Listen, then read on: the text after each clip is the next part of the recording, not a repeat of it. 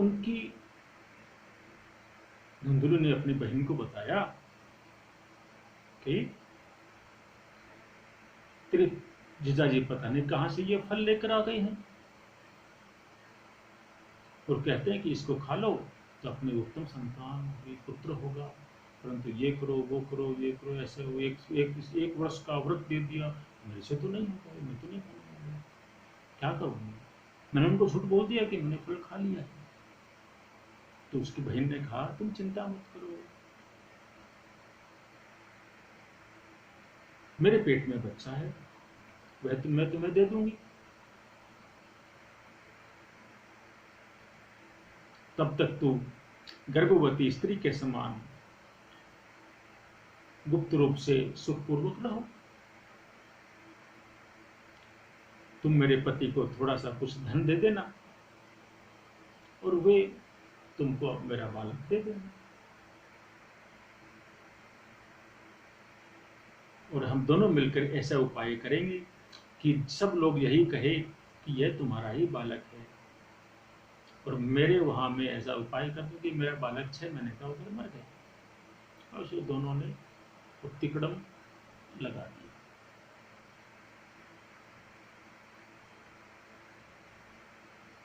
और भाई ने ये भी कहा कि मैं यहां आकर तेरे पास उस बच्चे का पालन पोषण कर दूंगी।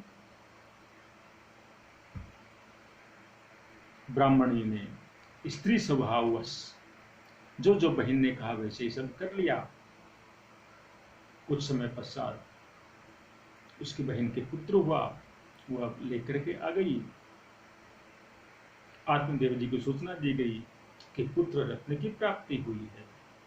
आत्मदेव जी बड़े प्रसन्न हुए, आए, पुत्र को देखा, उन्हें संदेह हुआ इतना बड़ा पुत्र का नहीं। धुंधुले ने कहा ये उस फल का प्रभाव है, इसलिए बच्चा हृष्ट पुष्ट है, लेकिन मेरे स्तनों में दूध नहीं उतर रहा है, इसलिए मेरी बहन यहाँ को बुला लेती हूँ और यहाँ रहेगी और ये उसका पालन पोषण कर देगी। आत्मदेव ने कहा ठीक है, कोई बात नहीं, कोई बात नहीं। आत्मदेव जी बेचारे भोले वाले ब्राह्मण प्रसन्न हुए, पुत्र की प्राप्ति हुई। और वह फल जो था वह धुंधुल ने अपनी गाय को खिला दिया था। कुछ दिन बाद गाय को भी पुत्र हुआ, पुत्र मनुष्य जन्म हुआ, मनुष्य का पुत्र जन्म हुआ। केवल उसके जो कान थे वे गाय के समान थे।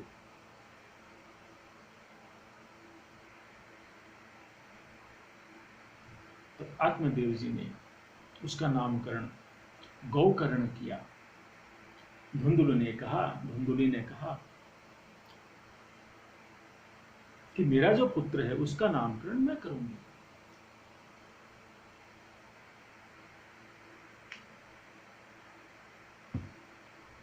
मेरा नाम धुंधुली है तो मेरे बच्चे का नाम होगा धुंधुकारी।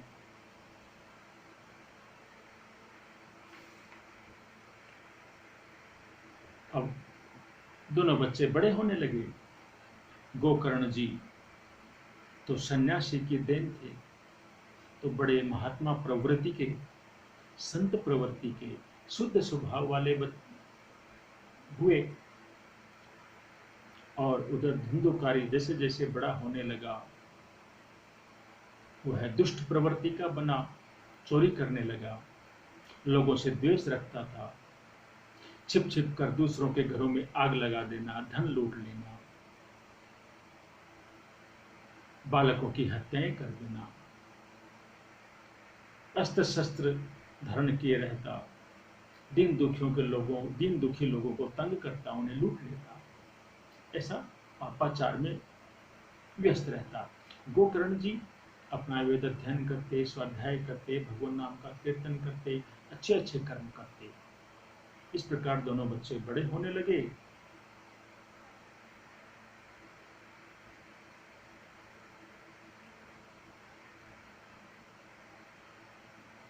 बड़े होकर धुंधुकारी ने अपने परिवार पर भी अत्याचार प्रारंभ कर दिए।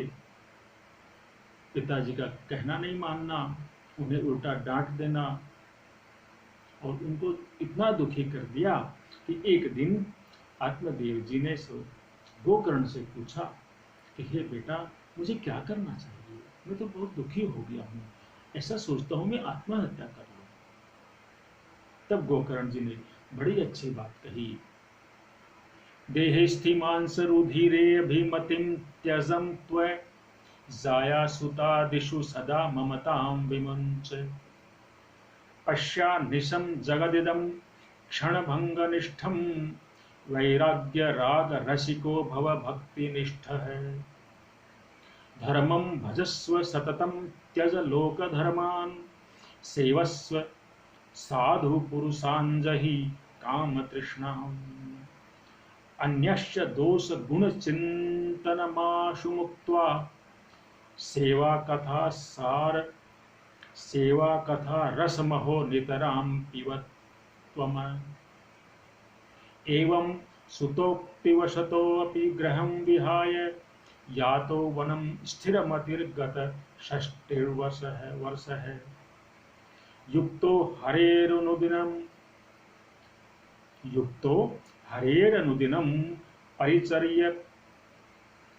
परिचर्य यासौ श्रीकृष्ण माप नियतम दशमस्य पाठात्। बड़ी सुनने लायक बात है जो गोकर्ण जी ने कही। एक तरह से भागवत जी का सार है, समस्त शास्त्रों का सार है, समस्त धर्म उपदेशों का सार की बात कही है। बड़ी ध्यान से सुनने लायक बात है। गोकर्ण जी ने कहा, पिताजी, यह शरीर तो हड्डी मांस और रुधिर का पिंड है, इसे आप मैं मानना छोड़ दें और स्त्री पुत्र आदि को भी अपना कभी न माने।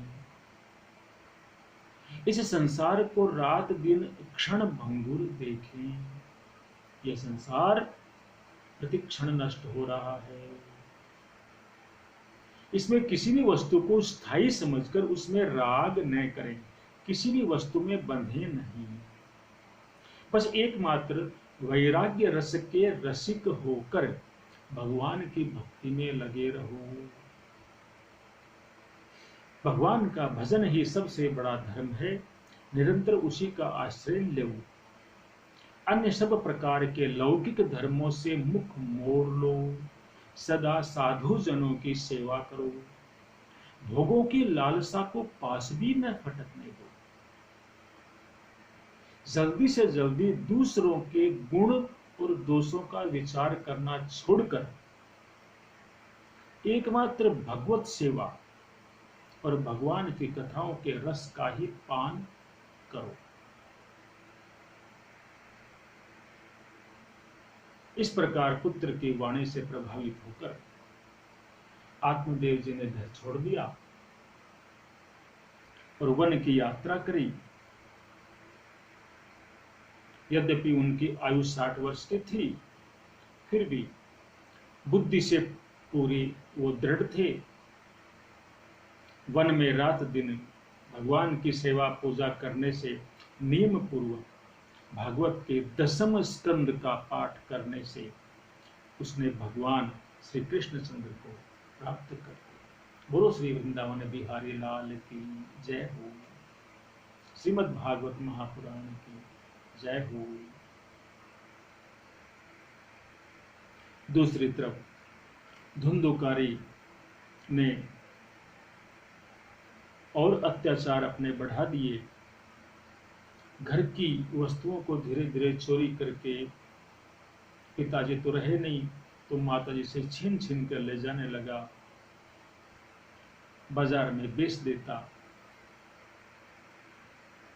और कुछ नहीं मिलता तो माता की पिटाई भी कर देता। राम राम। धुंधुली भी उससे दुखी होकर एक दिन कुएं में कूदकर उसने आत्महत्या कर दी। देखो, यही परिणाम होता है जब जीवन में भगवत भजन, हरि कीर्तन, भगवान नाम, सत्कर्म आदि का जब अभाव हो जाता है। दुष्कर्मों में, पाप कर्मों में पैसे ही पैसे कमाने में, हाय धन करने में और संसारिक प्रपंचों में ही यदि हम व्यस्त रहेंगे तो उसका परिणाम अंततोगत्वा दुखद ही होता है।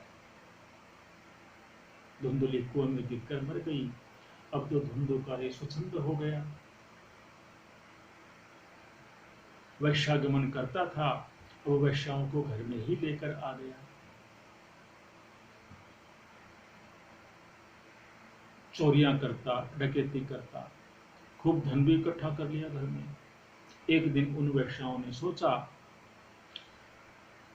कि यह चोरियां कर करके, डकैतियां कर करके धन इकट्ठा करता है, किसी दिन पकड़ा गया तो राजा इसके साथ साथ हमें भी दंड देगा, तो हम क्या करें?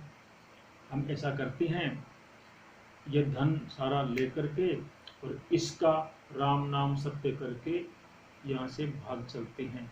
तो एक दिन रात को योजना बनाई, जब वह सो रहा था उसको चारपाई से बांध दिया और उसके मुंह में जलते हुए अंगारे डाल दिए, गला दबा दिया और सारा धन आदि समेट कर वहां से भाग गई, छूमंतर हो गई।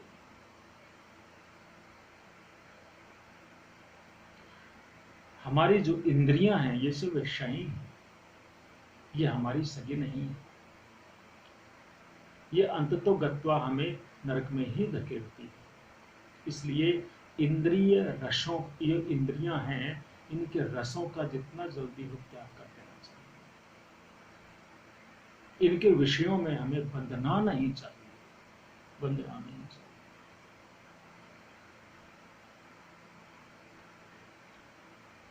गोकर्ण जी ने भी देखा कि अब भाई साहब तो बहुत उन्नति प्राप्त कर गए हैं, उनका प्रमोशन हो गया है,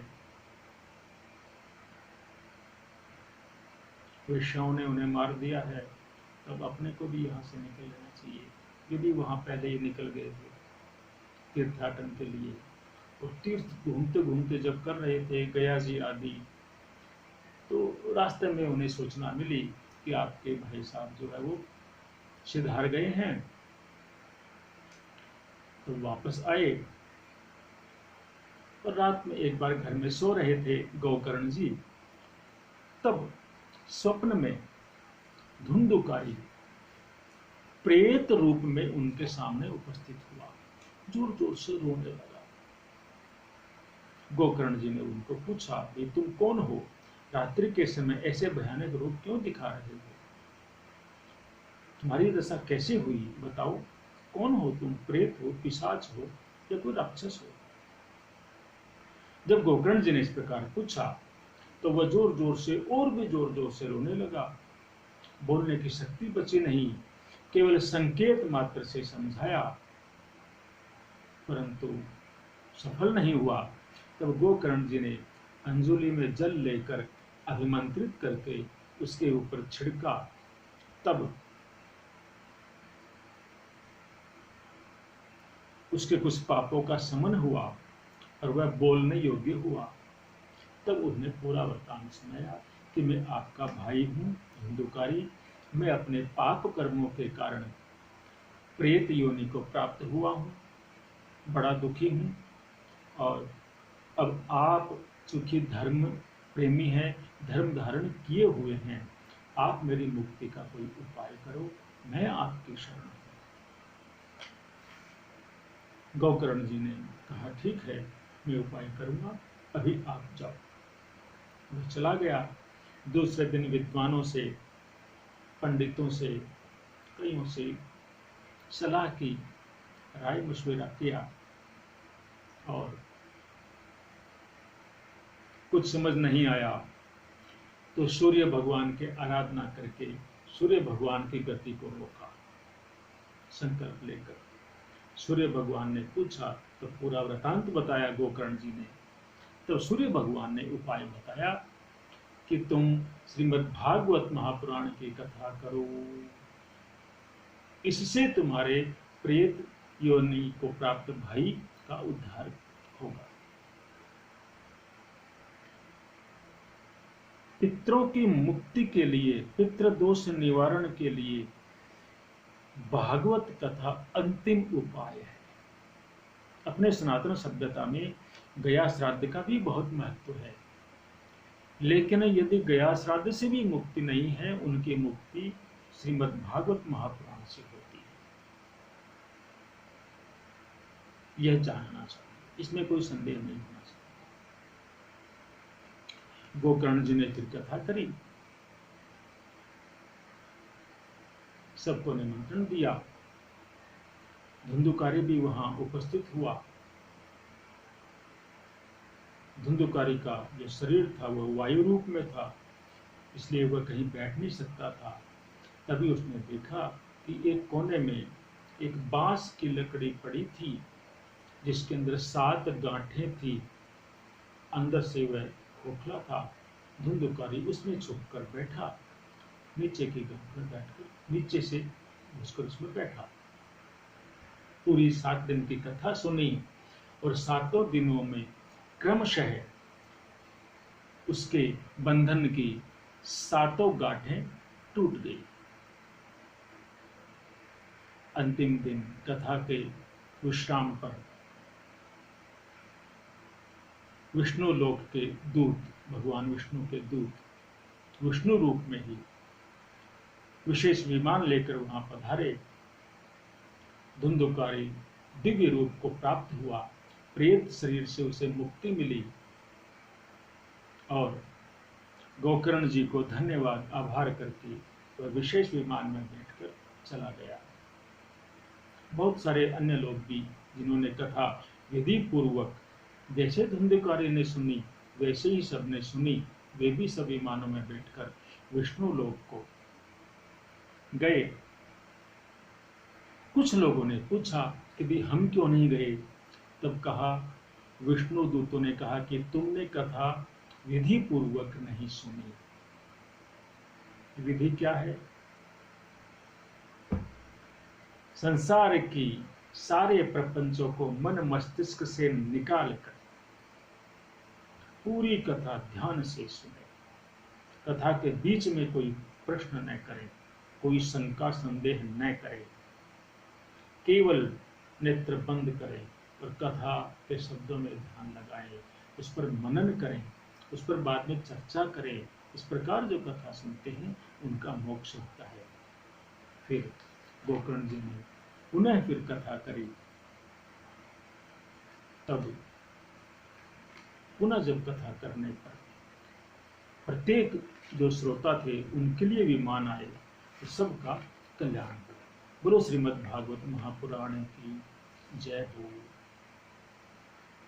सप्ताह यज्ञ की विधि का वर्णन भी आया है, जिसमें यदि सकाम कोई कामना लेकर कथा करवा रहे हैं तो कथावाचक से सलाह करके शुभ मुहूर्त निकलवाना चाहिए। निष्काम कथा के लिए कोई मुहूर्त नहीं है, कभी भी करवा सकते हैं। और सकाम के लिए थोड़ी विधि है, मंडल आदि बनाए जाते हैं, ब्राह्मण जप आदि के लिए बैठते हैं, प्रतिदिन पूजा अर्चना आदि सब होती है, अंतिम दिन हवन आदि करते हैं। इस प्रकार बड़ी विधि है। वह कथा करवाने के इच्छुक को किसी योग्य कथावाचक से सलाह करके इसके बारे में जानना चाहिए।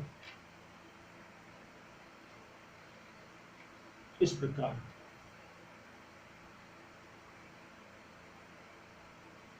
संसार में इस शुक शास्त्र श्रीमद् भागवत महापुराण से अधिक पवित्र और कोई वस्तु नहीं है।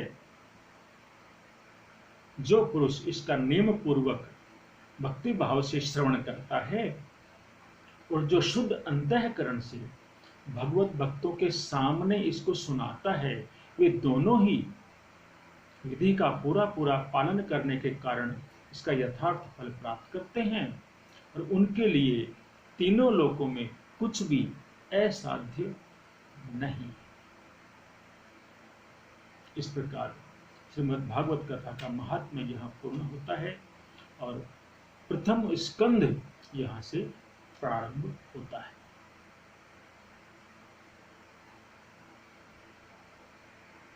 सूत जी महाराज ने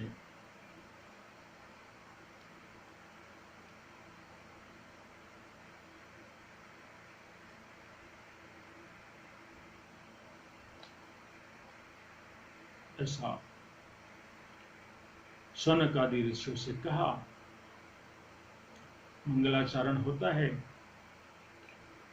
जन्माद्यस्य यतोऽन्वयादितरतश्चार्थेष्वभिज्ञः स्वराट् तेने ब्रह्म विधाय आदिकवये मुह्यन्ति यत्सूर्यः तेजो वारिमृदां यथा विनिमयो यत्र त्रिसर्गो मृषा धाम्ना स्वेन सदा निरस्तकुहकं सत्यं परं धीमहि धर्मः प्रौञ्झितकैतवोऽत्र परमो निर्मत्सराणां सतां वेद्यं वास्तवमत्र वस्तु शिवदं तापत्रयोन्मूलनम् श्रीमद्भागवते महामुनिकृते किं वा परैरीश्वरः सद्यो यद्यवरुध्यते प्रकृतिभिः शुश्रूषुभिस्तत्क्षणात् निगमकल्पतरोर्गलितं फले शुकमुखादमृतद्रवसंयुतं पीबत भागवतं रसमालयं मुहुरहो रसिका भुवि भाविकाः। जिससे इस जगत के सृष्टि स्थिति और प्रलय होते हैं, क्योंकि वह सभी सद्रूप पदार्थों में अनुगत है और असत पदार्थों से पृथक है, जड़ नहीं है, चेतन है, परतंत्र नहीं है, स्वयं प्रकाश है, स्वतंत्र है। जो ब्रह्मा तथा हिरण्यगर्भ नहीं, उन्हें तो अपने संकल्प से ही जिसने उस वेद ज्ञान का दान दिया, जिसके संबंध में बड़े बड़े विद्वान भी मोहित हो जाते हैं। जैसे तेजोमय सूर्य की रश्मियों से जलकर, रश्मियों में जल का, जो सूर्य की रश्मियां किरणें पड़ती हैं, उनमें कभी कभी हमें जल का और जल में थल का और थल में जल का भ्रम होता है। वैसे ही जिससे यह त्रिगुणमयी जागृत, स्वप्न और सुषुप्ति रूपा सृष्टि मिथ्या होने पर भी अधिष्ठान सत्ता से सत्यवत प्रतीत हो रही है। अधिष्ठान सत्ता कौन? परब्रह्म परमेश्वर। उसी के कारण यह सत्यवत प्रतीत हो रही है सृष्टि। उस अपने स्वयं प्रकाश ज्योति से सर्वदा और सर्वथा माया और माया कार्य से पूर्णतः मुक्त रहने वाले परम सत्य रूप परमात्मा का हम ध्यान करते हैं, ऐसा व्यास जी कह रहे हैं। महामुनि व्यास देव जी के द्वारा निर्मित इस श्रीमद् भागवत महापुराण में मोक्ष पर्यंत फल की कामना से रहित परम धर्म का निरूपण हुआ है। परम धर्म, इससे शुद्ध अंतःकरण सत्पुरुषों के जानने योग्य उस वास्तविक वस्तु परमात्मा का निरूपण हुआ है,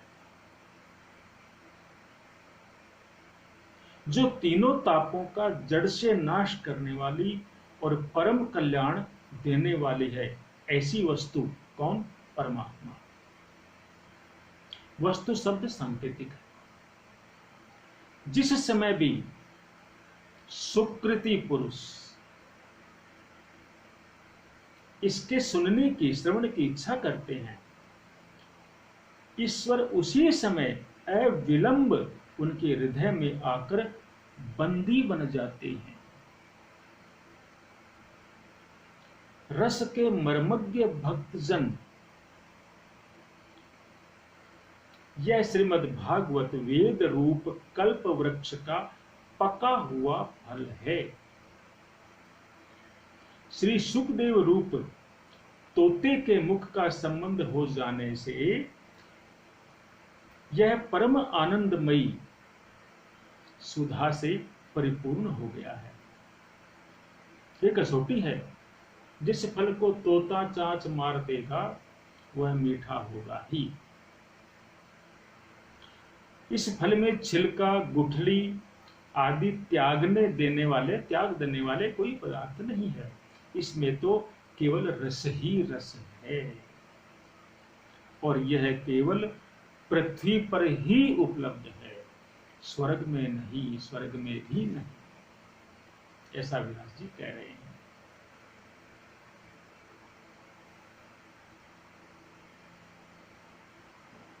ऋषियों ने सूत जी से पूछा, आप निष्पाप हैं, आपने समस्त इतिहास, पुराण, धर्मशास्त्रों का विधि पूर्वक अध्ययन किया है और भली भांति व्याख्या भी करी है। आप कृपा करके सब शास्त्रों का, पुराणों का और गुरुजनों के उपदेशों का सार हमें सुनाइए।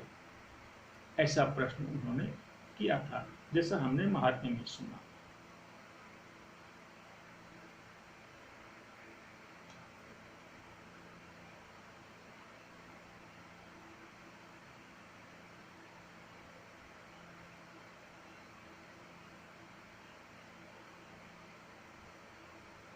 व्यास जी महाराज ने, सूत जी महाराज कह रहे हैं कि व्यास जी महाराज ने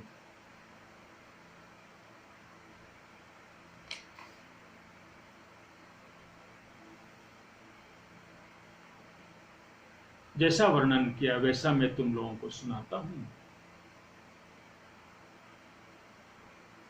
सूत जी कह रहे हैं, जिस समय सुखदेव जी का यज्ञोपवीत संस्कार भी नहीं हुआ था,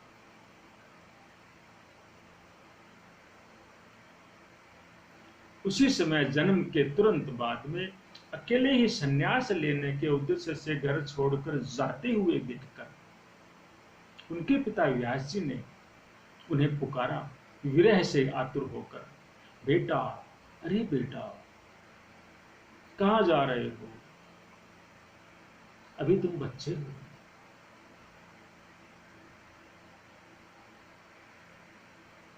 परंतु उस समय अपनी मस्ती में तन्मय होने के कारण, अपने आत्मस्वरूप में स्थित होने के कारण सुखदेव जी का ध्यान अपने पिताजी की विरह वेदना की ओर नहीं गया। उन्होंने जो आवाज लगाई उस पर भी उनका ध्यान नहीं गया। तब जो इधर उधर जो वृक्ष थे चारों तरफ, उनकी सुखदेव जी से इतनी तन्मयता और एकता हुई कि वृक्षों ने उनकी ओर से उत्तर दिया। व्यास जी कहते हैं, सूत जी भी कहते हैं, ऐसे सबके हृदय में विराजमान श्री सुखदेव मुनि को हम सब नमस्कार करते हैं।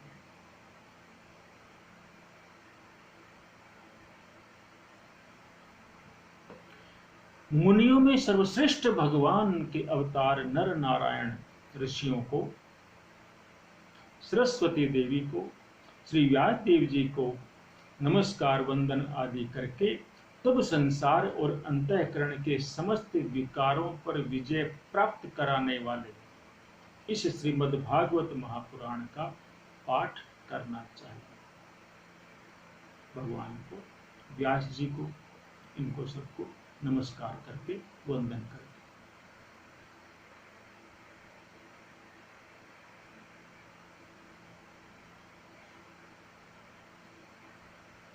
धर्म का फल है मोक्ष। उसकी सार्थकता अर्थ प्राप्ति में नहीं है। धर्म का हमें पालन मोक्ष प्राप्ति के लिए करना चाहिए। और कैसे? कि अर्थ और काम भी हमें धर्म आधारित ही उपार्जित करने चाहिए, तभी वे अर्थ और काम हमारी मोक्ष प्राप्ति में सहायक बनेंगे, अन्यथा हमारे विनाश के साधन बनेंगे। यह सार की बात है।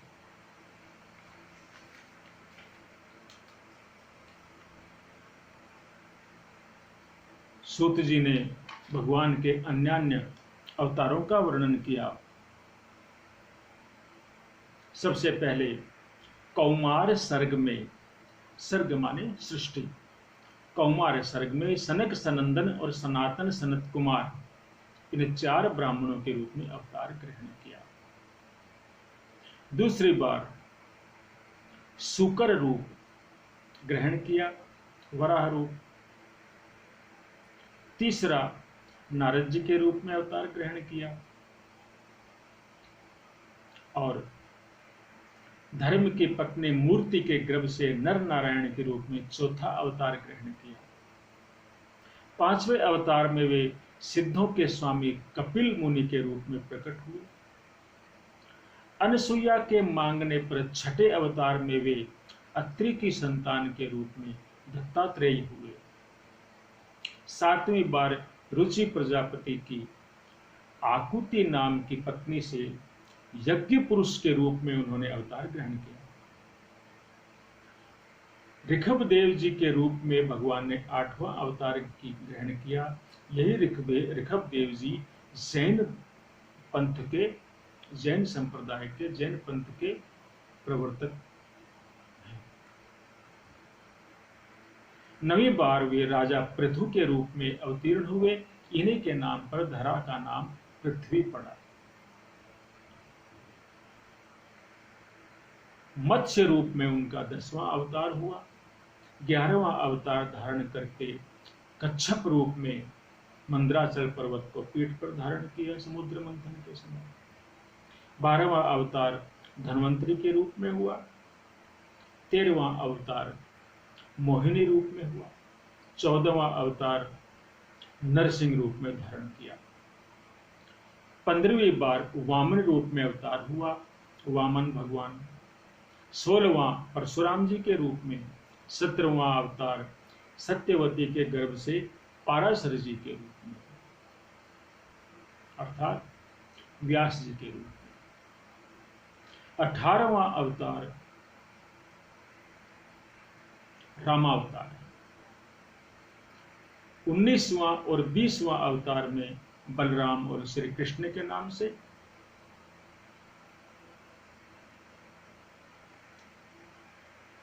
और इनके बाद में बुद्ध अवतार होगा, ऐसा भगवत जी ने लिखा है, जो हो चुका है। फिर कल्कि रूप में अवतार होगा। इस प्रकार विभिन्न अवतारों का संक्षिप्त में वर्णन किया। इनकी सबकी कथा आगे विस्तार से आएगी। सूत जी महाराज कह रहे हैं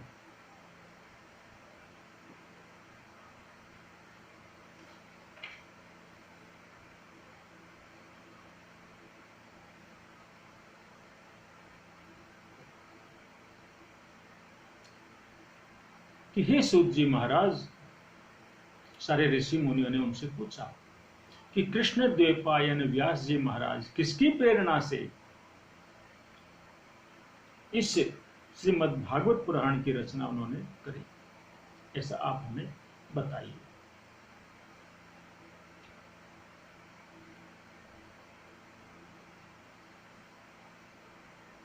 तब सूत जी ने कहा कि इस वर्तमान चतुर्युगी के तीसरे युग द्वापर में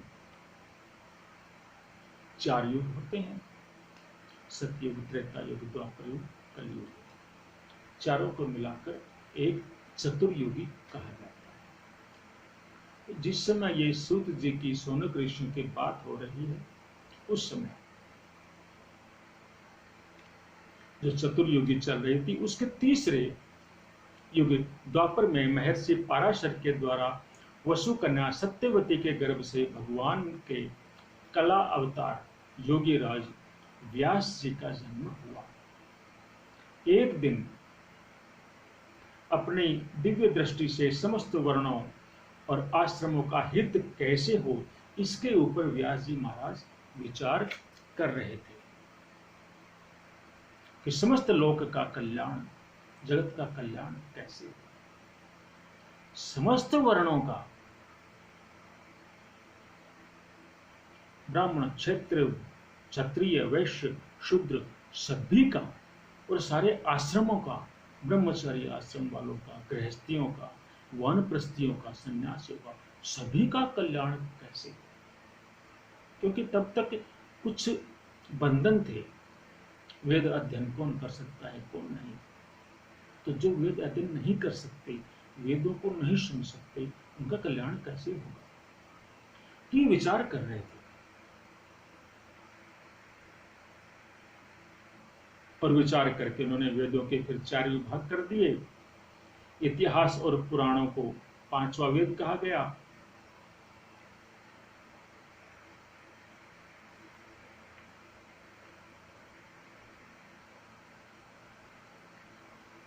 तो व्यास जी सोच रहे हैं स्वयं कि मैंने ऐसा किया, देश काल और परिस्थिति को ध्यान में रखते हुए सबका कल्याण कैसे हो, वेदों का मैंने विभाजन कर दिया, इतिहास की रचना करी, पुराणों की रचना करी, महाभारत की भी रचना करी, वेदों के अर्थ को महाभारत की रचना के बहाने सबके लिए खोल दी। कहावत है, जो महाभारत में है वही बाहर संसार में है, जो महाभारत में नहीं है वो कहीं संसार में भी नहीं है।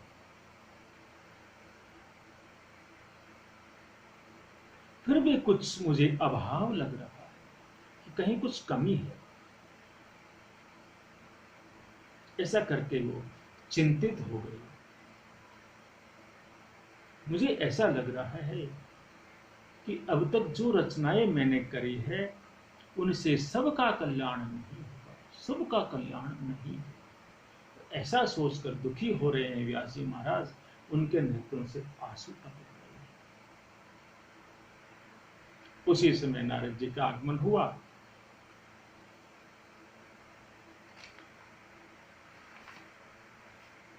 नारद जी ने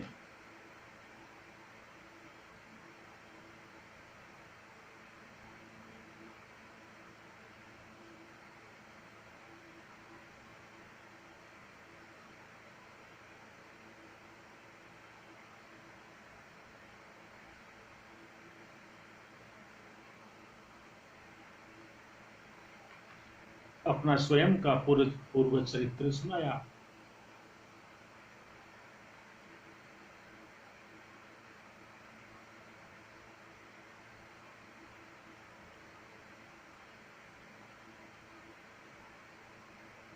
कि किस प्रकार वो पूर्व जन्म में एक दासी पुत्र थे और कुछ ऋषियों के साथ उनका समागम हुआ और उनसे सुनकर कैसे उनका आध्यात्मिक उत्थान हुआ, पूरी उनका पूर्व चरित्र उन्होंने सुनाया।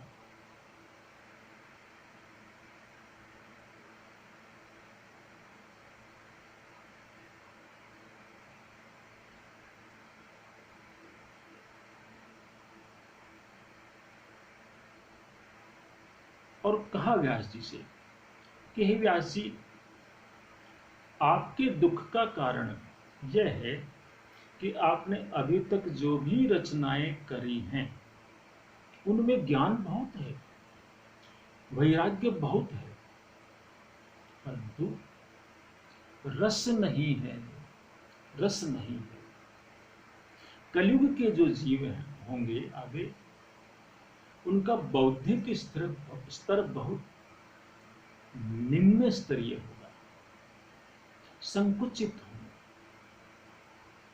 वो इतनी जल्दी इन ज्ञान से परिपूर्ण शास्त्रों की ओर आकर्षित नहीं होंगे। इसलिए कुछ ऐसे शास्त्र की रचना करो जिसके अंदर रस हो, प्रेम हो, आकर्षण हो, ऐसे कुछ कीजिए। इस प्रकार उनको उपाय बताकर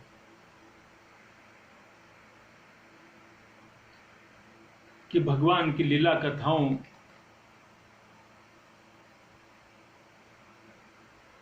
से परिपूर्ण रचना करिए। जिन लोगों का चित्त निरंतर विषय भोगों की कामना से आतुर हो रहा है कलयुग में, उनके लिए भगवान की लीलाओं का, कथाओं का कीर्तन संसार सागर से पार जाने का जहाज है। यह मेरा अनुभव है स्वयं का। ऐसा नारद जी ने व्यास जी को बताया। भगवान की लीला कथाओं का रसास्वाद, यही उपाय आप करो। ऐसा कहकर नारद जी चले गए।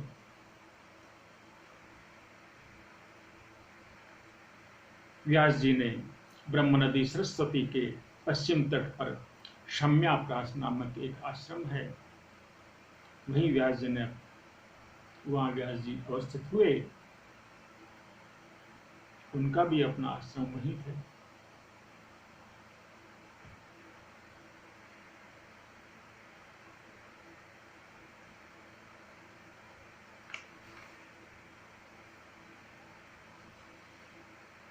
और वहां रहकर श्रीमद् भागवत पुराण की वहीं उन्होंने रचना करी। भिन्न भिन्न संतों का यह भी कहना है, हालांकि इसका भागवत जी में तो वर्णन नहीं आता है, परंतु संतों के द्वारा कही गई बातों का भी अपना महत्व है कि गणेश जी का आह्वान व्यास जी ने किया कि जिससे वो रचना कर सके। गणेश जी को लिखने के लिए उन्होंने निवेदन किया। गणेश जी ने ये शर्त रखी कि मेरी कलम एक बार लिखना प्रारंभ कर देगी तो रुकेगी नहीं, ये मेरी शर्त है। व्यास जी ने भी कहा कि भगवान आप लिखें, कलम को न रोके, कोई बात नहीं, परंतु मैं जो भी श्लोक कहूं उस श्लोक का अर्थ समझे बिना आप लिखेंगे नहीं। गणेश जी ने स्वीकार किया। जब तक गणेश जी उसका अर्थ समझकर लिखते, तब तक व्यास जी दूसरे श्लोक की रचना कर डालते। और इस प्रकार इस परम मंगलमय प्रातः स्मरणीय श्रीमद् भागवत महापुराण की रचना हुई।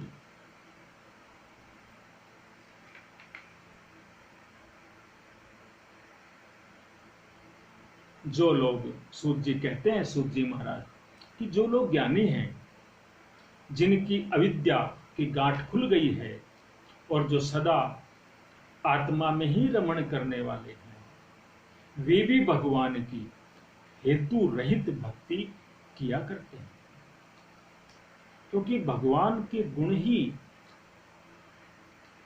ऐसे मधुर हैं जो सबको अपनी ओर खींच लेते हैं।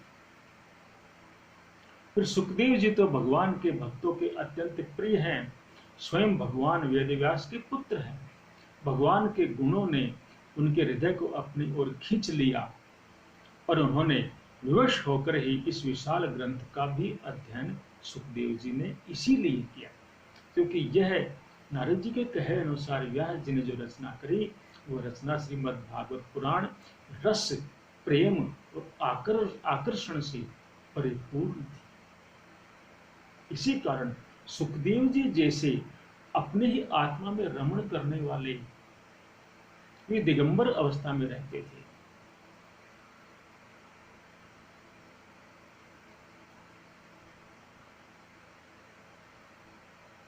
फिर भी वे इस कथा की ओर आकर्षित हुए।